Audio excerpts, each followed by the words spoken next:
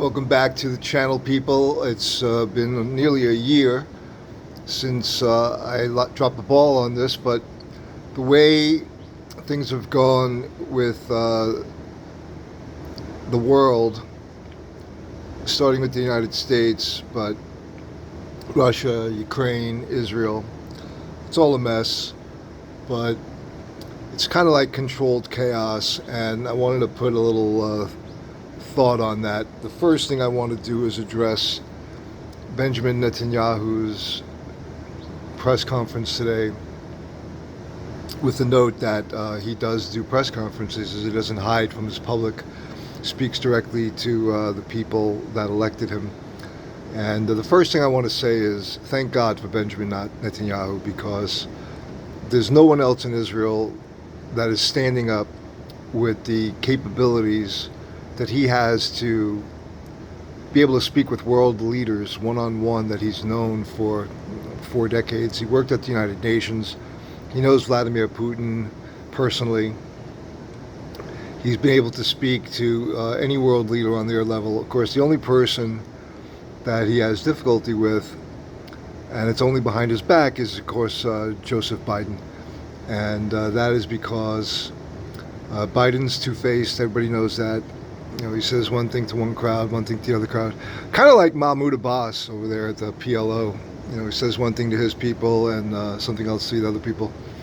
But what's happening in Israel right now is kind of unprecedented. It's a long war, which is not their forte. They have old leaders in there in the form of Yoav Gallant, and he really needs to be replaced. I would like to see Avi Lieberman back. He was defense minister before. I'd like to see him again. And the reason I want to start with Netanyahu is he's able to stand up to these hordes of crowds that are assembled against him. And it's almost as though he has to act as though he's a monarch, which of course the Torah requires a constitutional monarchy, and it doesn't really go for this parliamentary system. Although the parliamentary system is really something that should be introduced to the United States. But focusing again on Netanyahu, he's prosecuting this war like he's David Ben Gurion. He's being very careful as to be able to manage what has to be managed, and this is what the guy's actually facing. Other than the fact that there's factions, globalists, whatever you want to call them, you know, they feature articles in the New York Times, the Times of Israel. It's all kind of interrelated. But trying to bring Bibi down in the last 10, 15 years, starting with Obama, could you imagine if he wasn't there right now? I mean, there's nobody else that could stand up to the U.S. government, the Iranian government, be able to prosecute a low-level war, which is what's going on in Lebanon. Now there's the war that's turning towards the West Bank, Judea, Samaria, Tulkarm, Nablus, Hebron, and even Ramallah. So what Netanyahu's doing is actually brilliant. Gaza, for the most part, is neutralized. There's not really any rockets coming out of there anymore. There's going to be more rockets. But there's no real rockets coming out of there anymore. There's no real threat coming from Gaza. Right now, the Gazans are the biggest threat to themselves. But he's now smartly turned to the West Bank, and he's tearing that up. And literally and figuratively, they're tearing up the roads, clearing the claymores and the other IEDs that are in there that'll kill and maim Israeli troops as they go in. And the Hamas and Palestinian Islamic Jihad that are operating right now in the West Bank thought they had a free pass.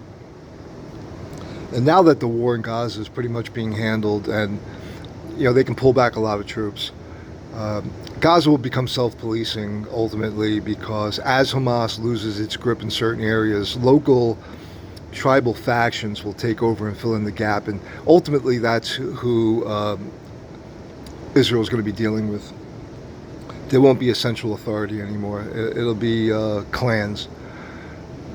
But now that they've gone into the West Bank and they're cleaning up the West Bank, they've got Gaza kind of on a like in check.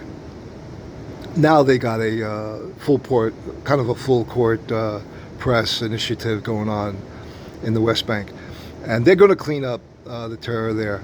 And I'm sure there's all kinds of tunnels and all kinds of passages going into Jordan. The Palestinians, they are not friendly to Israel. The Jordanian military and their intelligence services are all dependent on the United States and Israel. So as far as the upper echelon goes, Jordan is pretty much an ally of the U.S. military, and that puts them on the side of Israel, whether they like it or not. Iran's got their eyes on them anyway, and they are aware of that, and they need Israel more than they don't. So what I see happening now going forward is they're going to clean up the West Bank. They're going to do a Gaza-style attack, and they already have started that, and I've been waiting decades to see that. But what's going to happen, in my opinion, there's going to be a major war in Lebanon and Syria simultaneously, and the United States and the UK are going to be actively involved. There's about, they estimate 15,000 U.S. Military, boots on the ground military in the Negev and various parts of Israel operating in U.S. military bases. There's no Israelis in there. They are U.S. military bases.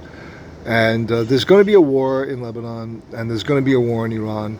And it's the Bush Doctrine 101 that has never been completed. The plan was to roll through the entire Middle East, destabilize the entire thing, put bases everywhere, create allies, and then go into and take out Iran. The Russians and Vladimir Putin put a stop to that, mostly because of what the appalling death of Muammar Gaddafi. That was pretty much where Vladimir Putin drew the line on U.S. involvement in the Middle East, and he went in to save Syria, which, by the way, I'm not against. Bashar Assad has really never gone out and publicly stated that he wanted to attack and destroy Israel, and he probably doesn't. So what I see happening now is Gaza's in check. They're going to pull back forces, let these guys get some rest, let them go back to work, and they're going to work on the West Bank, and they're going to do a job there like they did in Gaza, put that back in check. And I'd like to end this with, I believe there's going to be some sort of a limited war or special military operation that's going to have to go into Egypt and the Sinai. They're not going to be able to guarantee that there's not going to be a rearming of Hamas or any militant groups, and that they're not going to send even Yemeni soldiers through the Egyptian corridors. There's going to have to be some sort of a military action in the Egyptian corridors there and the Sinai corridors. So it's going to be a very long war. It's not going to end anytime soon. It's certainly not going to be this year. There will be a 2025 component. There'll probably be a 2026 component. The world's going into sort of a mass genocide, and I'm trying not to go all over the place here, but you can't go 34 trillion in debt, and it's probably more like 50 or 60 trillion. You just can't do that and expect for the world to stay stable. More on that another time. I don't want to go over too far, but I wanted to come back to YouTube and start this again. And thanks very much. Like, subscribe, and help me out here. I'm going to try to do this every day. Thanks.